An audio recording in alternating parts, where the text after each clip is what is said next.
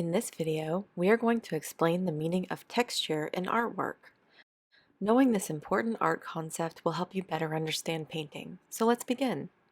Welcome to Acrylic Arts Academy. We teach the world to paint. Let's discuss texture. Without this important art concept, everything we see would just seem flat.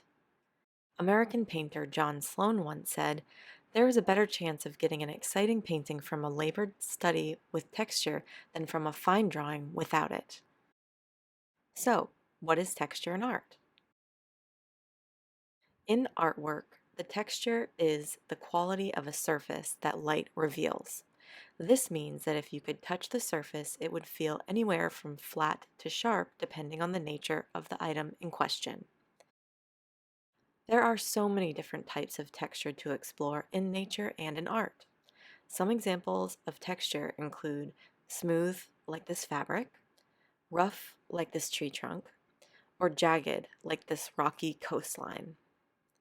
To summarize, texture is the quality of a surface that light reveals. The artwork's visual depiction of the nature of the surface is its texture.